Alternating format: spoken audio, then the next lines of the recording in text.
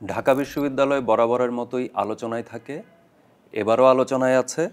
কিন্তু একটা বিতর্কের মধ্য দিয়ে বা মানুষের মধ্যে নানা ধরনের প্রশ্ন তৈরি হয়েছে কিছু কর্মকাণ্ডে।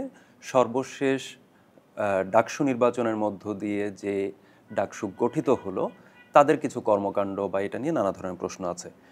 আমাদের সঙ্গে আছেন এই বিষয়টি নিয়ে আলোচনা করার জন্য মেঘমল্লার বসু।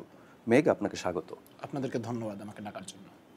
আমি একদম শুরুতে একটা যে প্রায়ই আমরা সোশ্যাল মিডিয়াতে দেখি যে একটা কথা, যে আগে চান্স পেয়ে দেখা। হ্যাঁ, ঢাবিয়ান কি আলাদা কোনো এন্টিটি হয়ে উঠলো কিনা, যে মানে একটা গৌরবের জায়গায় কি চলে গেল কিনা? ঢাবিয়ান কারা আসলে?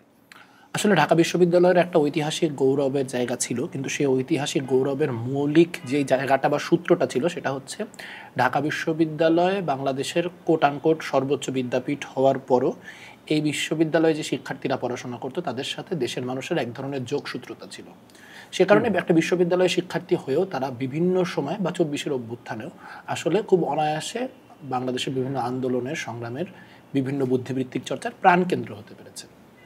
তো সেইখান থেকে ওই যে আসলে এখন যে আলোচনাটা এক ধরনের ঢাবিয়তাবাদ বা এক ধরনের ঢাকা বিশ্ববিদ্যালয় কেন্দ্রিক এক ধরনের সুপ্রিমেসি, এইটা খুব বিপজ্জনক। কিন্তু এটাকে আসলে আমি শুধু ঢাকা বিশ্ববিদ্যালয়ের ক্ষেত্রে আলাদা করে দেখতে চাই না। আসলে এখন তো নানান রকম সুপ্রিমেসি চলছে, আপনার ধর্মভিত্তিক সুপ্রিমেসি চলছে, জাতিভিত্তিক সুপ্রিমেসি, সুপ্রিমেসিস্ট পলিটিক্স। এইটাকে আসলে একদল লোক নিজেদের প্রয়োজনে এন্ডোর্স করে, আর একদল লোক মনে করে যে এর বিরুদ্ধে কথা বলতে গেলে হয়তো আসলে আমার জনপ্রিয়তায় ঘাটতি পড়ে যাবে, বা এটার পক্ষে কথা বললে আমি সহজ জনপ্রিয়তা পাবো। তো আসলে সেটাই চলছে, যে ঢাবি অনুভূতি বা ঢাবির এক ধরনের কেন্দ্র করে ঢাকা বিশ্ববিদ্যালয়ের সেন্টিমেন্টকে কাজে লাগিয়ে এক ধরনের একটা কি বলবো চরম মূর্খামি এবং নানান ধরনের অবিমৃষ্যকারী কাজকর্ম দেখা যাচ্ছে। এবং সেটা আসলে আগে চান্স পেয়ে দেখান তো অনেক ক্ষেত্রে আমরা সার্কাস্টিক্যালি বলি, বা কথাটা আসলে যতখানি না আপনার সিরিয়াস অর্থে সোশ্যাল মিডিয়া ব্যবহার হয় তার থেকে অনেক বেশি সার্কাস্টিক্যালি হয়।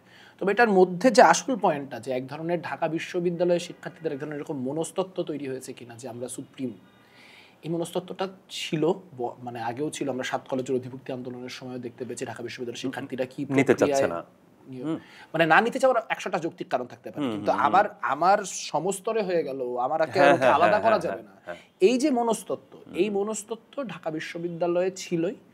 ২৪-এর অভ্যুত্থানের মধ্য দিয়ে কোনো এক অদ্ভুত কারণে এই মনস্তত্ত্বটা আরো গভীর এবং জটিল হয়েছে। ২৪ তো অনেক বেশি জনমানুষের সাথে এক ধরনের সংযোগের জায়গা হওয়ার কথা ছিল, সেটার মধ্য দিয়ে তো আসলে ২৪টা সামনে এলো। তো সেই জায়গায় হচ্ছে সেখান থেকে আমি বরং হচ্ছে আবার এই আলাদা হওয়া, আইসোলেটেড হওয়া, মানে এটার মধ্য দিয়ে আমি কি ওপরে উঠছি নাকি হচ্ছে আইসোলেটেড হচ্ছি? আসলে আমরা আইসোলেটেড হচ্ছি। ঢাকা বিশ্ববিদ্যালয়ের শিক্ষার্থী বা ঢাকা বিশ্ববিদ্যালয়ের ছাত্র রাজনীতি করা একজন মানুষ হিসেবে আমার প্রাইমারি কনসার্ন হচ্ছে বাংলাদেশের পরিস্থিতি আজকে এই মুহূর্তে যেরকম, ৬ মাস পর তো সেরকম না থাকতে পারে। তো কালকে আমার প্রয়োজন হতে পারে যে আমি ডাক দিব আবার আগের মতো। আমি এই পয়েন্টে একটা জিনিস, যে আমরা একদমই গত বছরের আগস্টে যে পট পরিবর্তন, গণ অভ্যুত্থান সম্পন্ন হলো এবং একটা বদল হলো, আওয়ামী লীগ সরকারের পতন ঘটলো এবং নতুন একটা জার্নিতে আমরা ঢুকলাম। তারপর পরই ঢাকা বিশ্ববিদ্যালয়ে আমরা দেখলাম যে বহিরাগত প্রবেশ করা যাবে না মর্মে হচ্ছে একটা চেক পয়েন্ট, অর্থাৎ একটা টাইমলাইন বেঁধে দেওয়া হলো, এই সময় থেকে এই সময় পর্যন্ত ঢুকতে পারবে, এর বাইরে ঢুকতে পারবে না। আমরা চেক পোস্টও পেলাম। এটা নিয়ে বিস্তর সমালোচনা ছিল, প্রচণ্ড রকমের আপত্তি ছিল মানুষের তরফ থেকে, যে এই বিশ্ববিদ্যালয়কে আমরা ওন করি। আপনি যেটা বলছিলেন যে এটা আসলে বাংলাদেশের বিশ্ববিদ্যালয় হিসেবে অনেকখানি আশ্রয়ের জায়গা হিসেবে বা এটাকে ওন করার জায়গা ছিল।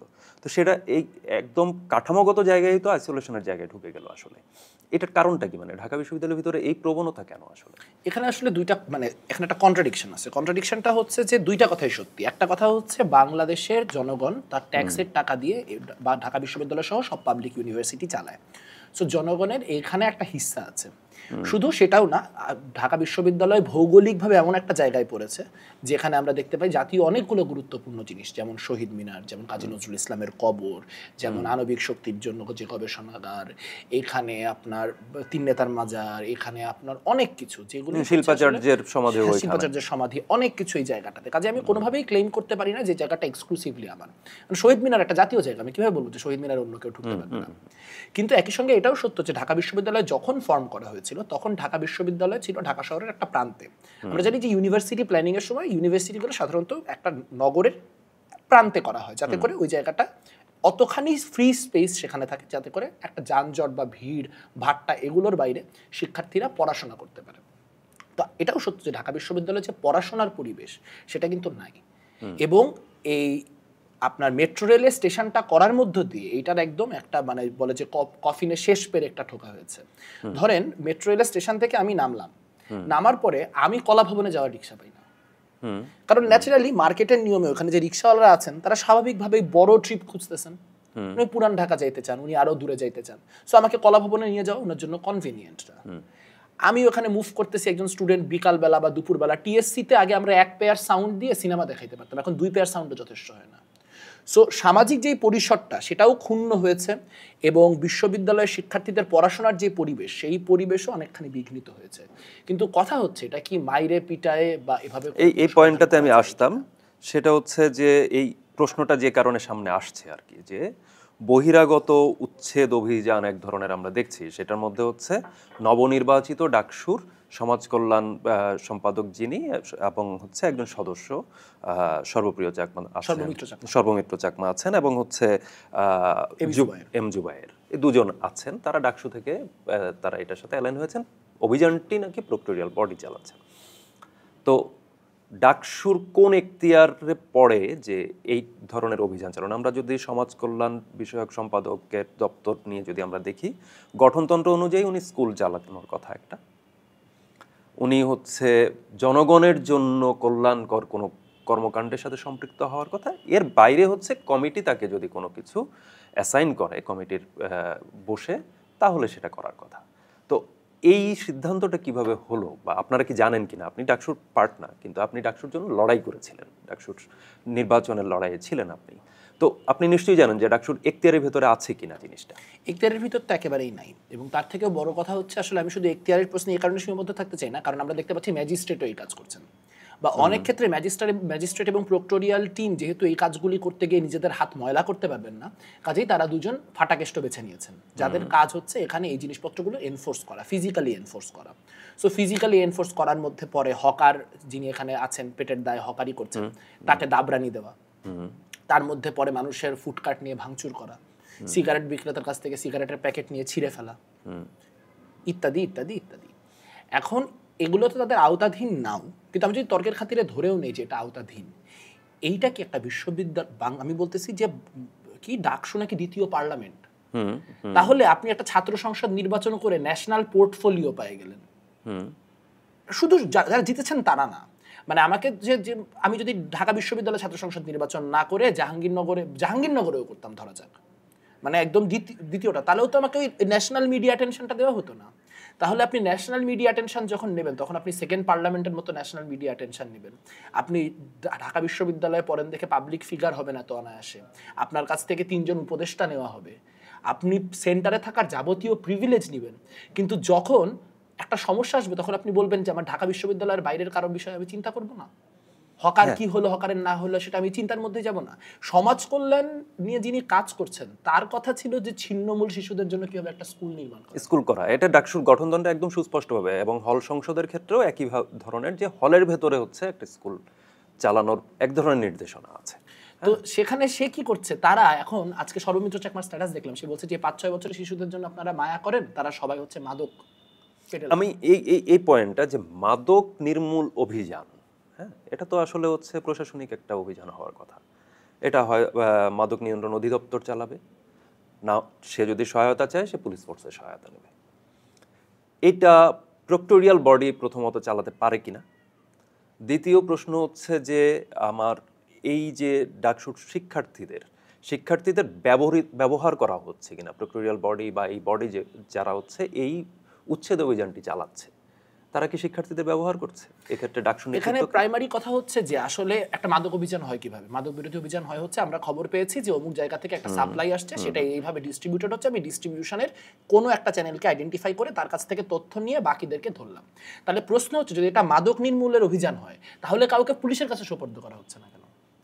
মানে কেউ যদি ধরেন আপনি আমরা হচ্ছে একটা মাদকের কারবারি, না, তারা হয়তো ভাবছে যে এইখানে এক ধরনের ডিস্ট্রিবিউশনে, একটা তো আমাদের জানা আছে যে মাদকের এক ধরনের কারবার থাকে যেটা আসলে সব সময় প্রকাশ্য না, মাদক তো প্রকাশ্যে কেউ বিক্রি করে না, তারা হয়তো নানাভাবে ইনফরমেশন পেয়েছে, পুলিশ হয়তো এই বিষয়গুলোতে, ঢাকা বিশ্ববিদ্যালয়ে আপনি জানেন যে পুলিশ প্রশাসন বা এরা অভিযান চালাতে গেলেও তারা এক ধরনের দ্বিধাদ্বন্দ্বে থাকে, তো সেই জায়গায় তারা এটা নির্মূলের জন্য অভিযান চালাচ্ছে।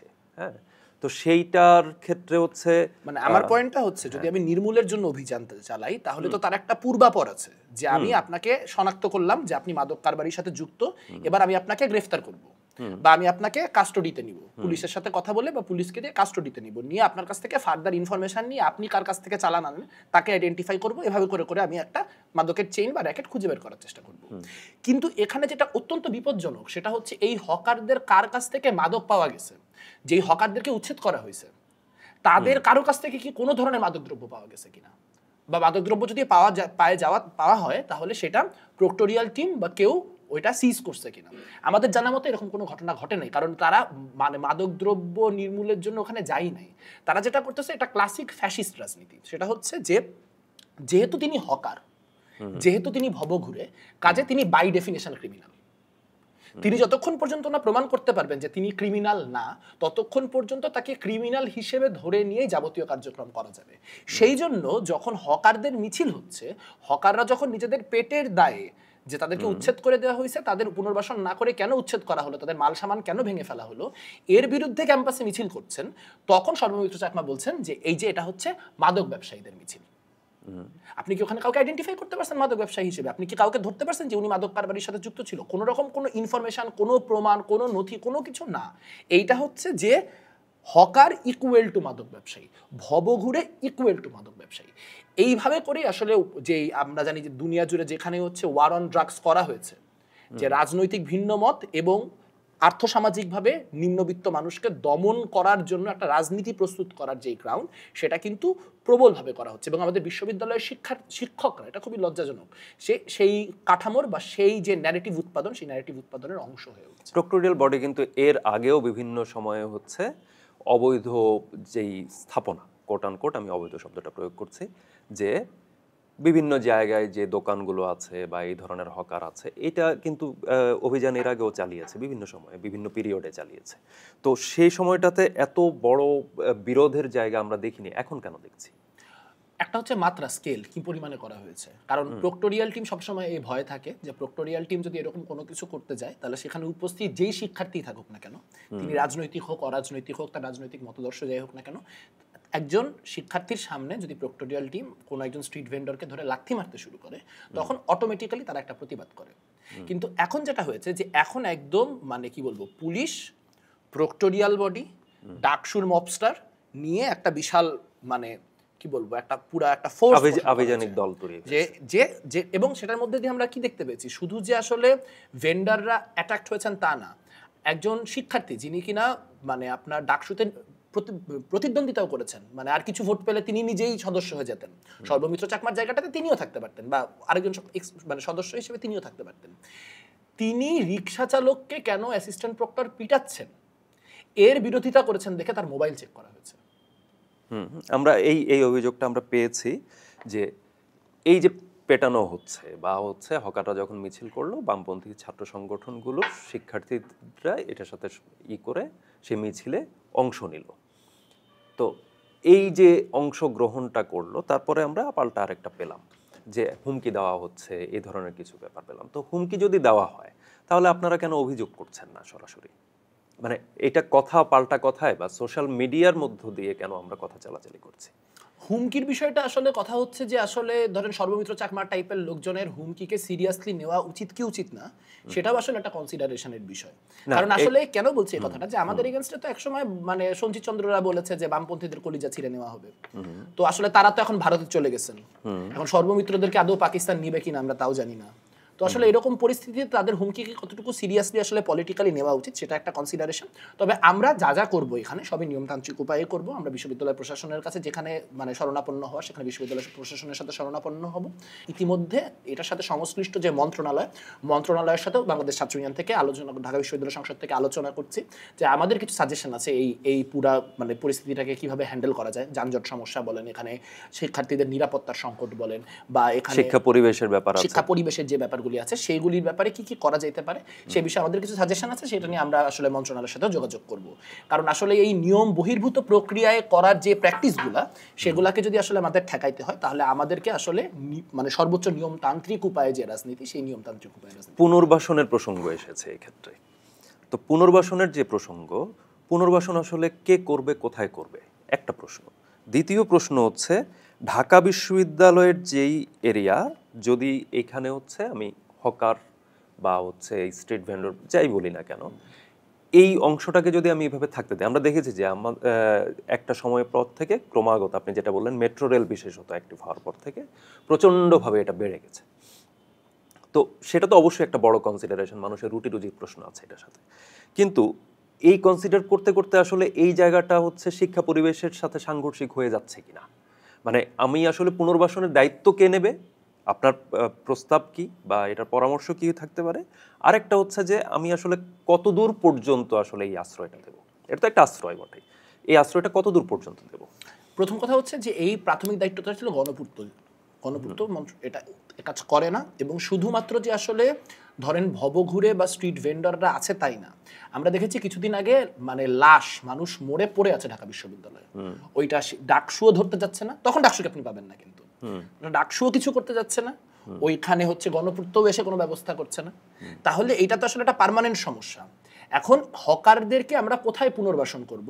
বাংলাদেশের একটা বড় মুশকিল হচ্ছে বাংলাদেশে এখন কোনো স্ট্রিট ভেন্ডার্স অ্যাক্ট নেই, পার্শ্ববর্তী দেশ ভারতেও আছে যে হকাররা চলে, সেই হিসেবে সব হকারই কোট আনকোট অবৈধ, কিন্তু হকারি করাকে যদি আমি আসলে অবৈধ বলি, আমি আসলে কত লাখ মানুষের জীবনযাপনকে, কত লাখ মানুষের মানে কর্মসংস্থান। একটা সময় আমাদের এখানে হলিডে মার্কেট শুরু হয়েছিল এবং এটা এখনো কিছু কিছু এরিয়াতে চালু আছে, তো সেইটা কি কোনো সলিউশন আসতে পারে?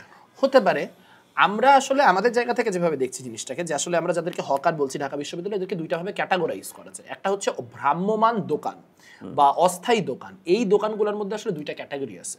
একটা ক্যাটাগরি হচ্ছে যে যারা ধরেন 2007 সালের আগে থেকেও হচ্ছে আপনার মানে আমরা যদি আওয়ামী লীগ আমলটাকে একটা কাট অফ টাইম ধরি, এর আগে থেকেই এইসব জায়গায় ব্যবসা বাণিজ্য করে আছেন, তাদের সাথে বিশ্ববিদ্যালয়ের শিক্ষার্থীদের একটা অর্গানিক কানেকশনও আছে।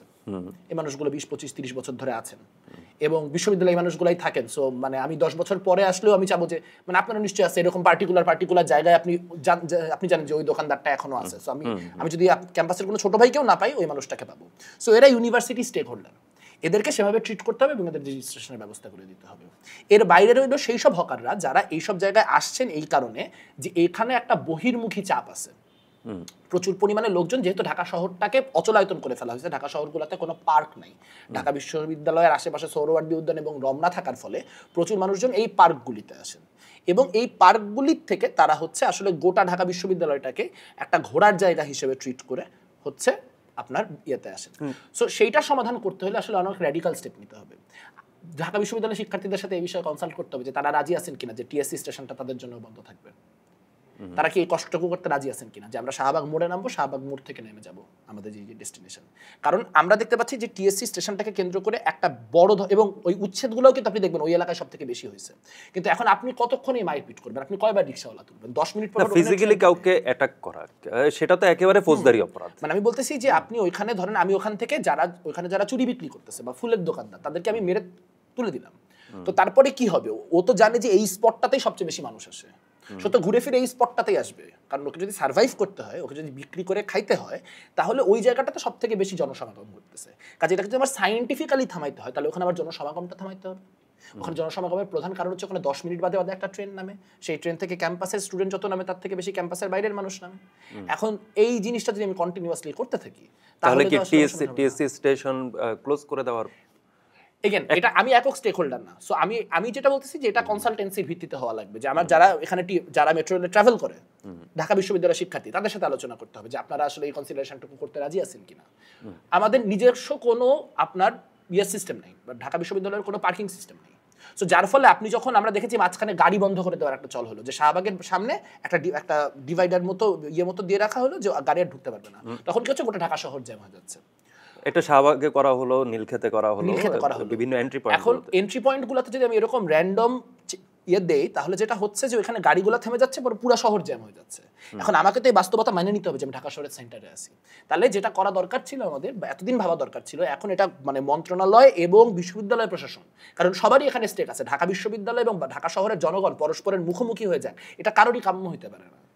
যে এখানে কিভাবে করে আসলে একটা আপনার আন্ডারগ্রাউন্ড হোক বা অন্য কোনো ফর্মের একটা পার্কিং সিস্টেম তৈরি করা যায়, যাতে করে যে গাড়িগুলো ওখানে থাকার জন্য আসছে তাদের একটা পার্কিংয়ের জায়গা হয়, তারা র্যান্ডম যত্রতত্র গাড়ি পার্ক করে না রাখে। আর দ্বিতীয়ত হচ্ছে কিভাবে একটা মানে ডাইভারশনের মধ্য দিয়ে যে গাড়িগুলি আসলে ক্যাম্পাসে ঢোকান না তাদেরকে আমরা অন্য দিক দিয়ে বের করে দেব সেটা। এবং আমাদের আসলে নিজেদের একটা নিজস্ব ক্যাম্পাসের ভিতরে একটা ইন্টারনাল আপনার মানে যানবাহন সিস্টেম থাকা দরকার, শুধু কয়েকটা শাটল না, মানে এটাকে আরো লার্জ স্কেলে করা দরকার। কিন্তু এখানে আপনি বুঝতেছেন আমার কথার মধ্যে যে এখানে অনেকগুলা স্টেক হোল্ডারের একটা কোঅর্ডিনেশন দরকার হবে। তো সেটার জন্য আসলে মন্ত্রণালয়কে ইনভলভ করতে হবে, সেটার জন্য ছাত্র সংগঠনগুলিকে ইনভলভ করতে হবে, ডাকসুকে ইনভলভ করতে হবে, হকার সংগঠনগুলিকে ইনভলভ করতে হবে।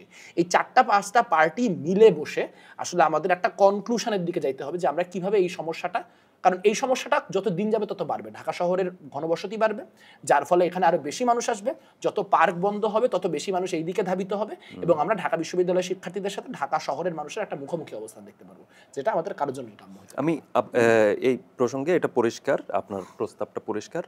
আমি আরেকটা পয়েন্টে যাই, সেটা হচ্ছে যে হকার উচ্ছেদের প্রসঙ্গের পর এটা নিয়ে যে বাকবিতণ্ডা, সেটা সোশ্যাল প্ল্যাটফর্মে হোক, মিছিল কেন্দ্র করে হচ্ছে, একদম ফিজিক্যাল প্ল্যাটফর্মে হোক, যেটাই হোক, সেটার পরে একটা সাউন্ড এসেছে যে বামপন্থী উচ্ছেদ, বামপন্থীরা মাদক নেন, বামপন্থীরা মাদক নেন, বামপন্থীদের নিয়ে নানা ধরনের মিম আমরা সোশ্যাল মিডিয়াতে দেখি, নানা সময় এটা বলাও হয়। তো এই বামপন্থী উচ্ছেদের কথা কি, এটা কি কথার কথা নাকি হচ্ছে এটা এক ধরনের পলিটিক্যাল স্পিচ হিসেবে আপনি দেখছেন? এটা তো পলিটিক্যাল স্পিচ, হিটলারের বাচ্চারা তো এগুলাই বলবে, এগুলো তো হিটলারের বাচ্চা, ফ্র্যাঙ্কোর বাচ্চা, মুসোলিনির বাচ্চা। সো এদের ভাষা এটাই হবে। এবং এটা তো আজকে নতুন কোনো রাজনীতি না। আপনি 1960s-এ দেখেন, যখন রিচার্ড নিক্সন কোনোভাবেই ভিয়েতনাম বিরোধী যুদ্ধ ঠেকাইতে পারতেছে না, তখন তারা কি অবস্থান নিল, যে ওয়ার অন ড্রাগসের মধ্যে দিয়ে মূলত কি হিপি কমিউনিটি এবং হচ্ছে যারা হচ্ছে অ্যান্টি ওয়ার কমিউনিটি, মানে সেখানে ব্ল্যাকরা ঢুকলো, মেক্সিকানরা ঢুকলো। আমরা প্রথম দেখতে পাইলাম যে আমরা কিন্তু ম্যারিওয়ানা ওয়ার্ডটা আগে ইউজ করতাম না, ম্যারিওয়ানা ওয়ার্ডটা ইংলিশে ইউজ করাই শুরু হলো এই জায়গা থেকে, যে ওইটা স্প্যানিশ শব্দটা, so it sounds more foreign, এটা হলো বিদেশি শোনায়।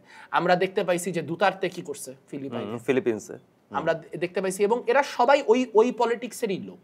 যেটা সব থেকে ট্রাবলিং সেটা হচ্ছে যে বিশ্ববিদ্যালয়ের শিক্ষকরা পর্যন্ত এই ভাষায় কথা বলতেছেন যে আমরা নাকি আপনার হকারদের যে সিন্ডিকেট এবং মাদক ব্যবসার যে সিন্ডিকেট, এই সিন্ডিকেটের অংশ। অথচ এর পক্ষে ন্যূনতম কোনো প্রমাণ, একদম ন্যূনতম কোনো প্রমাণ তাদের পক্ষে জোগাড় করা সম্ভব না, কারণ এটা এক্সিস্ট করে না। আমরা এর আগে দেখেছি যে যারা হচ্ছে রাষ্ট্র ক্ষমতায় থাকে, অর্থাৎ সামনে নির্বাচন যদি হয়, নির্বাচনের মধ্য দিয়ে কেউ না কেউ রাষ্ট্র ক্ষমতায় আসবে, তাদের ছাত্র সংগঠন মোটামুটিভাবে পুরো সবগুলো ক্যাম্পাসে একটা রাজত্ব কায়েম করে। এখন আসলে হচ্ছে একটা অন্তর্বর্তী সরকারের সময় চলছে, ডাকসু হলো, চাকসু হলো, এই প্রত্যেকটা জায়গায় 4টাই বড় ইউনিভার্সিটির ছাত্র সংসদ হলো নির্বাচিত। এরা কি হচ্ছে পাওয়ার ইকুয়েশনের পার্ট হিসেবে অ্যাক্ট করছে? মানে আপনার অবজারভেশন কি যে এই ক্যাম্পাসগুলোতে নির্বাচিত ছাত্র সংসদ আসলে কি পাওয়ার ইকুয়েশনের পার্ট হয়ে গেল, নাকি ছাত্র প্রতিনিধিত্বের জায়গায় দাঁড়ালো? এরা আসলে সবসময় পাওয়ার ইকুয়েশনের পার্টি ছিল। এরা আসলে নির্বাচিত যে হইতে পারছে তার একটা বড় কারণ হচ্ছে এরা আওয়ামী লীগ আমলেও জেলা সমিতি বলেন, বিতর্ক সংগঠন বলেন, সাংবাদিক সমিতি বলেন, আপনার হচ্ছে রক্তদান সংগঠন বলেন, এই প্রত্যেকটা জায়গাতে কোট আনকোট নন পলিটিক্যাল হিসেবে ইনফিলট্রেট করে বসেছিল, যার ফলে ওই স্ট্রাকচারগুলোকে যখন তাদের ক্যাপিটালাইজ করার, তারা ওই মুহূর্তে ওই ক্যাপিটালাইজেশনটা করতে পেরেছে। বামপন্থীরা বলেন, ছাত্রদল বলেন, এদের পক্ষে আসলে অত শিক্ষার্থী পর্যন্ত নন পলিটিক্যালি রিচ করাই সম্ভব না। কেন সম্ভব নয়? তার কারণ হচ্ছে আমি তো পুরোটা সময় স্ট্রাকচারের বাইরে ছিলাম। 5ই আগস্টের আগ পর্যন্ত কিন্তু অভিযোগ কিন্তু তাদের তরফ থেকে যে অভিযোগটা আসে সেটা হচ্ছে বামপন্থীরা, হ্যাঁ, ওভারঅল একটা অভিযোগ যে বামপন্থীরা আওয়ামী লীগের যে রেজিম, একচেটিয়া যে শাসন, সেই শাসনের পক্ষে সম্মতি উৎপাদন করেছে। সেইটার অভিযোগ কিন্তু হচ্ছে বামপন্থী রাজনৈতিক দল এবং বামপন্থী ছাত্র সংগঠন উভয় পক্ষের উপরে পড়ে। এটা আপনি 2000 ধরেন, আমরা যখন থেকে ছাত্র রাজনীতি করতেছি, ধরেন আওয়ামী লীগের শেষ 10 বছর দেখেন, 2014 সালের সে একটা প্রথম ফলটা করলো নির্বাচন, অবৈধ নির্বাচন করে। সেই নির্বাচনের পর থেকে তাকে আমরা ঘোষণা দিয়ে স্বৈরাচার বলতে পারি। 15 সাল থেকে 24 সাল পর্যন্ত দেখেন, এই 9 বছরে ঢাকা বিশ্ববিদ্যালয়ে যাদেরকে আপনি এখন শিবিরের নেতা হিসেবে দেখেন, তাদেরকে আপনি কয়টা মিছিলে দেখছেন? তাদেরকে আপনি কয়টা হাসিনা বিরোধী প্রোগ্রামে দেখছেন? তাদের ওই খুঁজে বের করতে হচ্ছে যে কবে 2018 সালে কোটা আন্দোলনের কোনো একটা ছবিতে গেছে। আর আমাদের প্রত্যেকের আলাদা আলাদাভাবে ডকুমেন্টেড হিস্ট্রি আছে, প্রত্যেকে কে কোথায় দাঁড়াইছি, কে কখন মাইর খাইছি, সবকিছু পাবলিক নলেজ। তো এইটা হচ্ছে এক ধরনের ডেসপারেশন। তারা বলার চেষ্টা করতেছে যদি আসলেই কে কতটা আওয়ামী লীগ বিরোধী ছিল এইটার উপর ভোটাভুটি হইতো, তাহলে ওরা লাস্ট আসতো ইলেকশনে। কারণ ওদেরকে ছেলেপেলেরা আওয়ামী ছাত্রলীগের বিরোধিতা করতে সবচেয়ে কম দেখছে, বরং একটা অন্য ডাইনামিক এখানে বেশি কাজ করছে। সেটা হচ্ছে হলের অনেক ছেলে মেয়েকে, নানা বিশেষত ছেলেদের, যেহেতু ঢাকা বিশ্ববিদ্যালয়ের ক্ষেত্রে বলতে পারি যে ছেলেদের হলগুলোতে নন পলিটিক্যালি সিট পাওয়া অলমোস্ট ইম্পসিবল ছিল। প্রচুর ছেলেবেলা ছাত্রলীগ করছে, ছাত্রলীগ করতে গিয়ে তারা নানান রকম আসলে স্বৈরাচারের পক্ষে সম্মতি উৎপাদন তাদের করতে হয়েছে। এবার এরা খুবই কনসার্ন ছিল যে নতুন যে নির্বাচিত ডাকসু আসবে, সেই নির্বাচিত ডাকসু আসলে তাদের বিরুদ্ধে নানান রকম ব্যবস্থা নেবে কিনা। সো তারা দেখতে পাইছে যে এই প্যানেলগুলোর মধ্যে কারা ছিল, যেই প্যানেলগুলো একদম ছাত্রলীগের সাথে অ্যালাইন ছিল। ফলে তারা যদি আমাদেরকে ছাত্রলীগ বিষয় ধরতে আসে, আমরাও তাদেরকে ছাত্রলীগ বিষয় ধরতে পারবো, বা যারা ছাত্রলীগ বিষয় আমাদেরকে ধরতে আসবে না। সো সেখানে সব থেকে বেশি ইয়ে হয়েছে হচ্ছে আপনার শিবির। আপনি খোঁজ নিয়ে দেখেন হলে যে ছাত্রলীগের আগের যে কাঠামোগুলো ছিল, সেই কাঠামোগুলো হোলিস্টিক্যালি কাদেরকে যায় ভোট দিছে, তাদের ভোট কাদের দিকে শিফট করছে।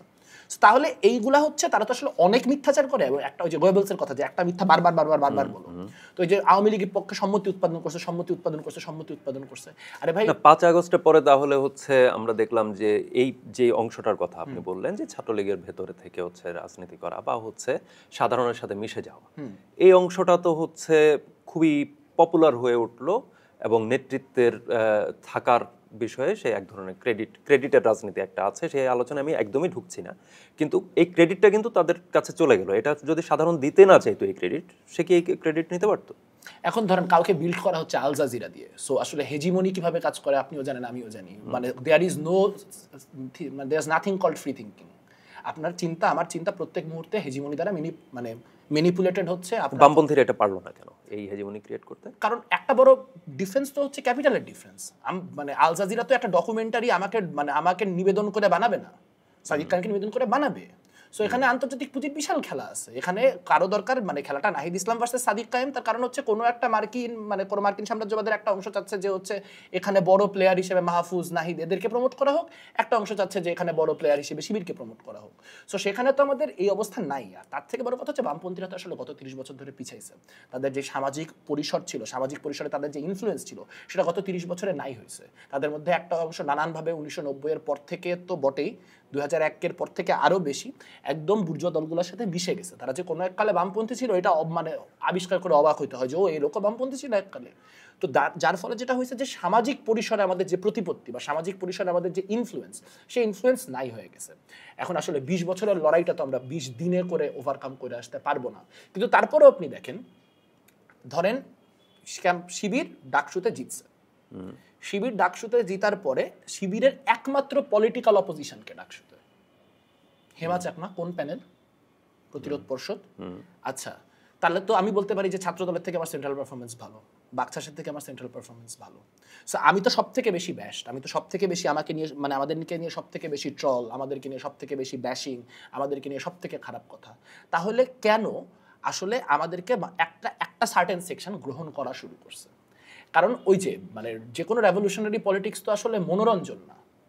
আমি আপনাকে সেই কথা বলতে আসি নাই যেই কথা শুনলে আপনি খুশি হবেন, আমি আপনাকে সেই কথাই বলতে আসছি যে কথা আমার এবং আপনার দুইজনেরই জানাটা দরকার। So same thing with the hawker movement, যে এটা আমার লাগবে না আজকে জনপ্রিয়তা এই প্রশ্নে, মানুষ আমাকে হা দিলে দিক। কিন্তু আমিও জানি যে যখন এই হকারদেরকে মারতে মারতে এবি জুবাইরের হাতটা অত বড় হবে যে সেদিন একদিন শিক্ষার্থীদের গায়ে হাত তুলবে, সেদিন এই ছেলেটাই চিন্তা করবে যে এই কথাটা কে যেন 2 বছর আগেই বলছিল বা 6 মাস আগেই বলছিল, তখন তাকে আমার কাছেই ফিরতে হবে। সো আসলে বামপন্থীরা লং টার্মের চিন্তা যদি করে, যদি 20 বছরের 25 বছরের চিন্তা করে, তাহলে অনেক কিছুই সম্ভব। বামপন্থীরা কি তাহলে ওই আশায় বুক বাঁধতেই থাকবে যে একদিন আমাকে বুঝবে? না, এটার জন্য তো আমার কাজ করতে হবে। আমি আমার মতো আমি একদম শেষ করি, একদম শেষ দিকে আছি। সেটা হচ্ছে নির্বাচিত ছাত্র সংসদ আমরা 4টা বিশ্ববিদ্যালয়ে পেয়েছি। আমি ডাকসুতে, আপনি ঢাকা বিশ্ববিদ্যালয়ে যেহেতু শুধু ডাকসুতে আবদ্ধ থাকি, সেটা হচ্ছে ডাকসুর একটা নির্বাচিত কাঠামো আমরা সামনে আছে। আরও অনেকে হচ্ছে প্রতিদ্বন্দ্বিতা করেছে। আমরা জাতীয় রাজনীতির ক্ষেত্রে দেখেছি যে বিভিন্ন সময় বাংলাদেশের ইতিহাসেও আছে মন্ত্রিসভা গঠিত হয়েছে, ছায়া মন্ত্রিসভা গঠিত হয়েছে বা সংসদ গঠিত হয়েছে, সংসদের নেতৃত্বে এক দল, বিরোধী দল হচ্ছে ছায়া সংসদ গঠন করছে একটা ঘোষণা দিয়ে যে অলওয়েজ আমি চেক অ্যান্ড ব্যালেন্সের মধ্যে রাখার চেষ্টা করব। ডাকসুর ক্ষেত্রে এই ধরনের কোনো কিছু কি আপনারা ভাবছেন কিনা?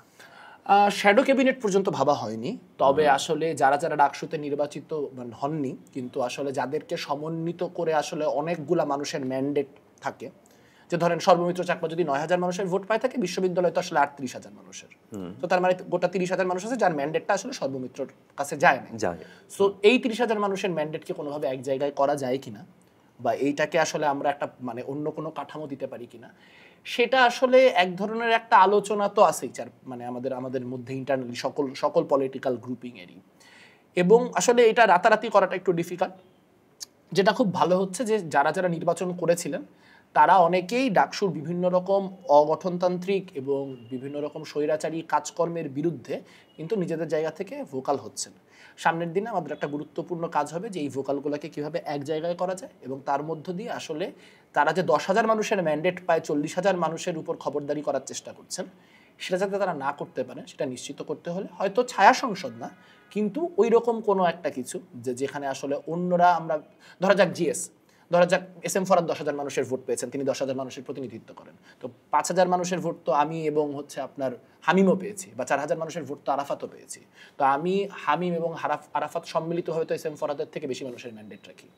কিন্তু আসলে সেটাকে আসলে এক জায়গায় করাটা একটা পলিটিক্যাল চ্যালেঞ্জ, যে কারণে আসলে শিবিরের বিরুদ্ধে একটা প্যানেল করা যায় না। কিন্তু আমার কাছে মনে হয় যে যত ওই যে মানে ক্ষমতার দাপট যত বাড়বে, তত আসলে রাজনৈতিক শক্তিগুলোর মধ্যে নিজের থেকে এই ইনসেন্টিভ তৈরি। এই বিবাদের মধ্য দিয়ে কি ঢাকা বিশ্ববিদ্যালয়ের শিক্ষার্থীরা যেতে থাকবে প্রতিনিয়ত? আমরা তো একটা নতুন দিনের আশায় ছিলাম। আসলে পলিটিক্যাল কনফ্লিক্ট তো মিটার কিছু নেই, পলিটিক্যাল কনফ্লিক্টকে পলিটিক্যাল কনফ্লিক্ট, তর্ক বিতর্ক, এটা এক ব্যাপার, আর একটা হচ্ছে একদমই দ্বন্দ্বমুখর অবস্থায় থাকা। হ্যাঁ, এখন একটা নতুন ফ্যাসিস্ট শক্তি তৈরি হচ্ছে, তারা তো আসলে তার মানে এই সময় তো তারা তার শক্তিমত্তা কতখানি এটা দেখানোর চেষ্টা করবেই। এখন এই দ্বন্দ্ব থামানোর একটাই উপায় যে তারা ফ্যাসিবাদ কায়েম করুক মনে বসে থাকি, তো সেটা যেহেতু করতে পারতেছি না, কাজে আশু অবস্থায় আমি আসলে এই দ্বন্দ্বের কোনো আপাত সমাধান দেখি না। তবে যেটা হতে পারে যে আসলে যদি মানে ছাত্র সংসদ নির্বাচনগুলো তো হলো, যদি বছর ঘুরতে একটা ছাত্র সংসদ নির্বাচন হয়, তাহলে আপনারা খুব ডিফারেন্ট ফলাফল দেখবেন, এটা এখন থেকে প্রেডিক্ট করা সম্ভব। ধন্যবাদ মেঘ। ঢাকা বিশ্ববিদ্যালয়ের যে পরিস্থিতি বা ঢাকা বিশ্ববিদ্যালয়ের যে কেন্দ্রীয় ছাত্র সংসদ, সেই ছাত্র সংসদ নিয়ে নানা ধরনের আলোচনা এলো। এর মধ্যে আমরা জানি বামপন্থী যে ছাত্র সংগঠনগুলো বিশ্ববিদ্যালয়ে আছে বা অন্যান্য যেই সংগঠনগুলো আছে, এদের সাথে এক ধরনের বাকবিতণ্ডা আমরা সোশ্যাল প্ল্যাটফর্মে দেখতে পাচ্ছি। তো সেইটার একটা অংশ আমরা মেঘের কাছ থেকে পেলাম, তার কাছ থেকে বেশ কিছু ইনসাইট আমরা পেলাম। এবং ঢাকা বিশ্ববিদ্যালয় যে আসলে পুরো বাংলাদেশের জনসমাজের, আপনারা জানেন ঢাকা বিশ্ববিদ্যালয় এই বঙ্গভূমির প্রথম বিশ্ববিদ্যালয়, এবং এইটার সাথে আসলে মানুষের সংযোগটা একটু অন্য রকমের। তো মানুষ এই প্রতিষ্ঠানটাকে নিজের মনে করে, তো সেই নিজের মনে করার জায়গাটাতে ঢাকা বিশ্ববিদ্যালয়ের শিক্ষার্থীরাও এই গণমানুষকে আসলে নিজের মনে করবে কিনা সে সিদ্ধান্ত নিশ্চয়ই তারা নিবে। অনেকগুলো পক্ষ এটার সাথে জড়িত, মেঘ যেটা বললেন, তারা সবাই মিলে একটা সমাধানের পথ হয়তো খুঁজে বের করবে। আমরা সে পর্যন্ত অপেক্ষা করব। এ বিষয়ে আপনাদের মতামত আমরা শুনতে চাই, সেটা আমাদের জানান চর্চার ইউটিউব চ্যানেল এবং ফেসবুক পেজের কমেন্ট বক্সে।